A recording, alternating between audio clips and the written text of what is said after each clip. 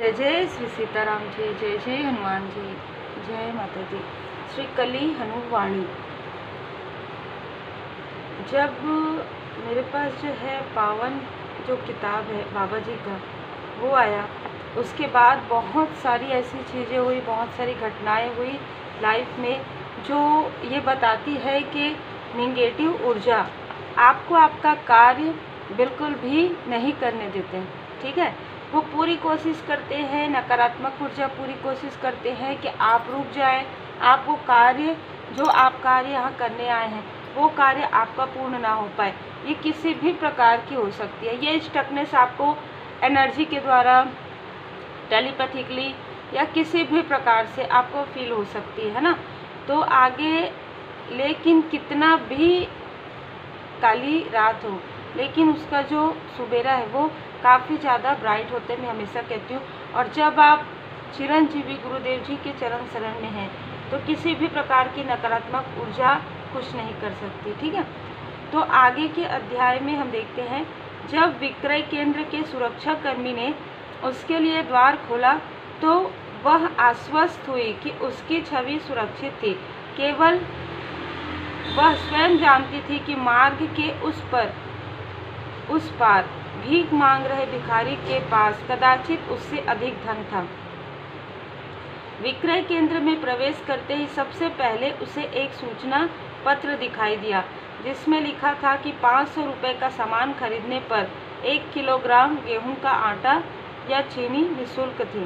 चीनी तो उसके लिए एक विशिष्ट पदार्थ था, गेहूं का आटा आवश्यकता की वस्तु थी, इसलिए उसने 500 रुपये का सामान खरीदकर 1 किलोग्राम गेहूं का आटा निःशुल्क प्राप्त करने का निर्णय लिया।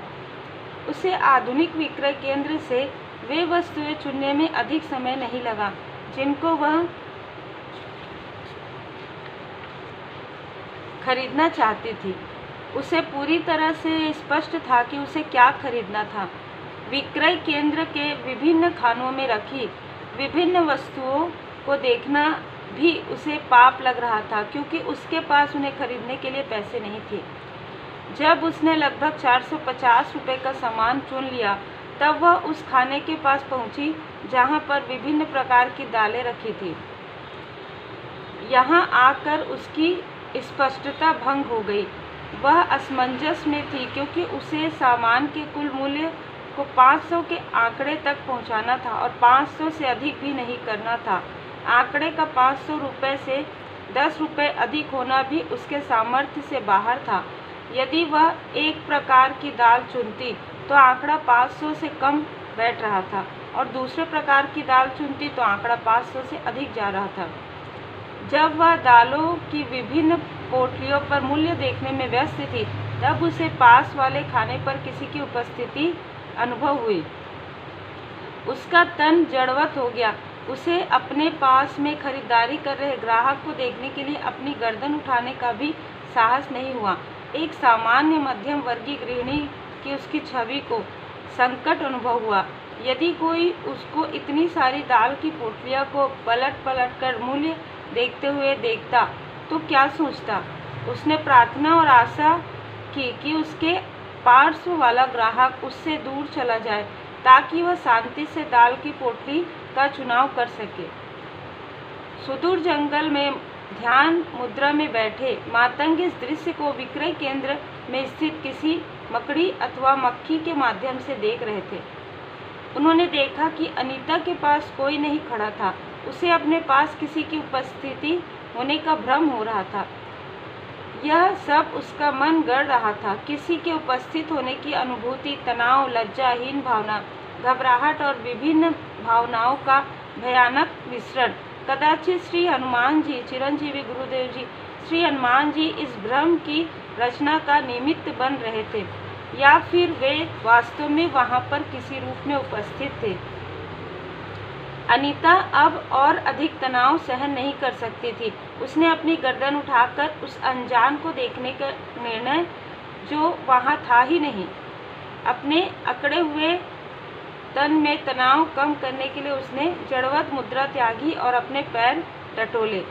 अचानक वह तन का संतुलन खो बैठी। कई घटनाएं एक साथ घटित हुई। अनीता के हाथ लगने के कारण दाल की कुछ पोटलियां नीचे गिरकर फट गई।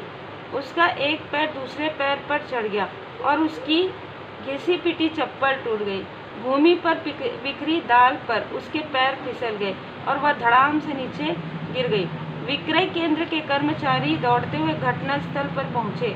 वह शर्मिंदा थी। उसकी मध्यम वर्गीय सामान्य गृहिणी की छवि भंग हो गई थी। उसके हाथ में टूटी चप्पल थी और आंखों में आंसू। उसके साथ ऐसा क्यों हो रहा था? उसने जीवन में ऐसा क्या अनुचित किया था कि उसके दुख समाप्त होने का नाम नहीं ले रहे थे? कुछ भी उसके नियंत्रण में क्यों नहीं था? देवता उसके प्रति इतने क्रूर क्यों थे? क्या उसे एक सामान्य जीवन जीने का अधिकार नहीं था? बहुत सारे बुरे जन कितना सुख समृद्धि का जीवन जीते हैं, तो फिर एक भली महिला को किस बात का दंड मिल रहा था? उसका अपराध क्या था? आंसू उसकी गाल में होते हुए नीचे गिरने लगे। उसने आंसू रोकने या पोंछने का प्रयास भी नहीं किया। विक्रय केंद्र के कर्मचारियों को भी कुछ नहीं सूझ रहा था कि वे क्या करें। वे बस खड़े खड़े यह विचित्र दृश्य देख रहे थे। अनीता में अब इतनी ऊर्जा नहीं बची थी कि वह अपनी छवि को बचाने की चिंता करे। उसने जैसे जीवन से हार मान ली थी। और तत्पश्चात वह क्षण आया जिसकी प्रतीक्षा बड़े बड़े तपस्वी वर्षों तक करते हैं। उसकी आत्मा उसके मन से अलग हो गई। उसे लगा जैसे पृथ्वी पर बैठकर रो रही महिला से उसका कोई लेना देना नहीं था। लज्जा, दुख, पीड़ित होने की भावना कुछ भी तो उसका नहीं था। वह मात्र एक दर्शक थी। वह केवल एक साक्षी थी जिसके पास इस सारे नाटक से बाहर निकलने का विकल्प था। उसको अच्छे से देखो। श्री चिरंजीवी गुरुदेव जी श्री हनुमान जी की वाणी में उनके मातंग शिष्यों को निर्देश मिला। उसकी आत्मा अब किरदार बदलने जा रही है। उसके वर्तमान किरदार को अनीता 7 to 8 नाम दे देते हैं। उसकी आत्मा अनीता 849 किरदार में प्रवेश करने वाली है। आपको वे दोनों किरदार दिखाई देंगे। आप दोनों किरदारों के बीच का अंतर भी देख पाएंगे। सबसे रोचक बात यह है कि अनीता की ये दोनों किरदार आत्मा के स्थानांतरण से पूरी तरह अनभिज्ञ रहेंगे। दृश्य क्षणिक अंधेरे में गुम हो गया और उस अंधेरे से एक नया दृश्य उभरा। जिस जगह पर दाल बिखरी थी और टूटी चप्पल के साथ एक महिला रो रही थी, वह जगह पूरी तरह साफ सुथरी थी। वहाँ पर किसी प्रकार की दुर्घटना होने का कोई संकेत भी नहीं था। यह दृश्य भी अचानक समाप्त हो गया और वहाँ से कुछ दूर उसी समय का एक अन्य दृश्य दिखाई दिया। अनीता विक्रय केंद्र से बाहर निकल रही थी। उसके एक हाथ में 2 थैले थे। एक थैले में किराने का सामान था जो उसने अभी अभी खरीदा था और एक अन्य छोटा सुंदर झोला था जो आधुनिक महिलाएं प्रायः रखती हैं। उस छोटे झोले से उसने वह पिंगल यंत्र निकाला जिसकी घंटी बज रही थी। उधर गुरुदेव जी चिरंजीवी श्री हनुमान जी के दिव्य वाणी में मातंगों को निर्देश मिला। इस महिला के कपड़े, पैर और माथे पर ध्यान दीजिए। इस दृश्य में उपस्थित अनीता नामक महिला उस अनीता नामक महिला जैसी ही थी जो अन्य दृश्य में गिर पड़ी थी। अंतर केवल इतना था कि इस अनीता ने अलग कपड़े पहने हुए थे। इसके पैरों में घिसी पिटी चप्पल नहीं थी। यह अनीता नंगे पांव थी। इसके माथे पर लाल तिलक सुशोभित था।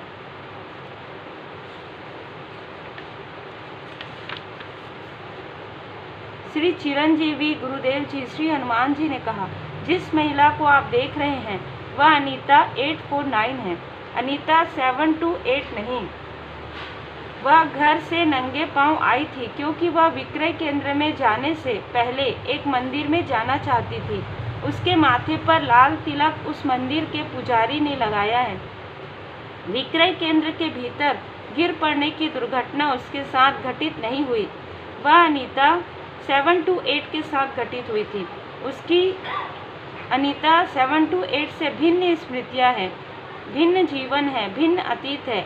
ये 2 किरदार अनीता 7 to 8 और अनीता 849 2 समानांतर मार्गों की तरह हैं। इन किरदारों के मध्य स्मृति आदि की कोई अदला बदली नहीं हुई है। ये दोनों किरदार एक दूसरे से पूरी तरह स्वतंत्र है। केवल अनीता की आत्मा ने एक किरदार से दूसरे किरदार में प्रवेश किया है। दोनों किरदार दरिद्रता से जूझ रहे थे, दोनों दुख के मारे थे। जिस किरदार को आप देख रहे हैं, अनीता 849, उसको अभी एक शुभ समाचार मिलने वाला है। उसका जीवन दरिद्रता से बाहर निकलने वाला है। मातंगों ने अनुमान लगाया कि अनीता को वह शुभ समाचार उसी पिंगल यंत्र के द्वारा मिलने वाला था जो उसने अपने झोले से निकालकर अपने कान से लगाया था। उनका अनुमान सही था। वह पिंगल यंत्र के द्वारा अपने आनंदित पति से बात कर रही थी। नहीं, समाचार यह नहीं था कि उसके घर में गुप्त स्वर्ण मिला था। समाचार इससे भी अच्छा था। उसके पति का एक पैतृक भूमि पर अधिकार था जिससे वह अभी तक अनजान था। उसके चाचा का परिवार लंबे समय से उसे भुला दी गई पैतृक संपत्ति पर अधिकार पाने के लिए न्यायिक लड़ाई लड़ रहा था। उसी भूमि का एक भाग अनीता के पति के नाम आ गया था। उस भाग का मूल्य उसके पूरे ऋण से कहीं अधिक था। एक पल के लिए तो उसे विश्वास ही नहीं हुआ। दुख भरे लंबे वर्षों के पश्चात इस तरह का शुभ समाचार असत्य जान पड़ा। समाचार सुनते ही पहले उसके मुख से कुछ अस्पष्ट बोल निकले और तत्पश्चात आनंद की एक चीख और तत्पश्चात निकले उसकी आंखों से अश्रु। वह तुरंत घूमी और वापस मंदिर की ओर चल पड़ी। उसे अपने देवता का आभार जो व्यक्त करना था। उसे कहाँ पता था कि उसके देवता श्री चिरंजीवी श्री गुरुदेव जी हनुमान जी वहीं पर उपस्थित थे जहाँ पर वह थी। वह सपने में भी नहीं सोच सकती थी कि चिरंजीवी गुरुदेव जी श्री हनुमान जी और उनके शिष्य इस दृश्य को देख रहे थे।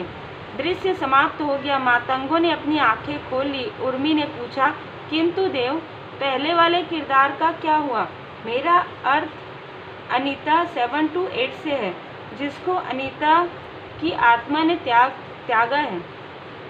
वह किरदार अभी भी विक्रय केंद्र में चप्पल हाथ में लिए रो रही है। क्या आप उसे देखना चाहेंगे? श्री चिरंजीवी गुरुदेव जी श्री हनुमान जी बोले। परंतु अब उस किरदार में आत्मा नहीं है देव। अनीता की आत्मा तो अब अनीता 849 किरदार में है, उर्मी ने भ्रमित स्वर में कहा।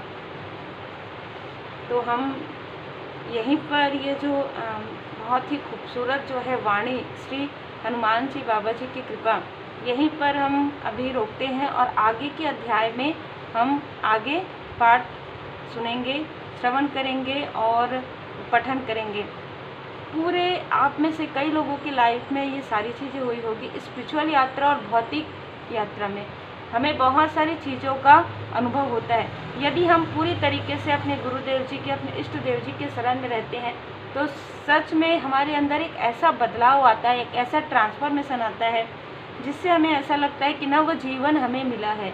आप में से बहुत लोगों ने, मुझे पूरा उम्मीद है कि आप में से बहुत लोगों ने ये अनुभव किया होगा या आगे आने वाले समय में आप अनुभव करेंगे। उम्मीद है आपको ये जो बाबा जी की कृपा है, जो स्पिरिचुअल ज्ञान है, वो आपको सुनने में उतना ही आनंद आया होगा जितना मुझे पठन करने में आया। तो आप सभी पर, आप सभी सोल फैमिली मेंबर पर और आपके परिवार पर सदा चिरंजीवी गुरुदेव जी श्री हनुमान जी बाबा जी की कृपा बनी रहे। जय जय श्री सीताराम जी, जय जय हनुमान जी, जय माता।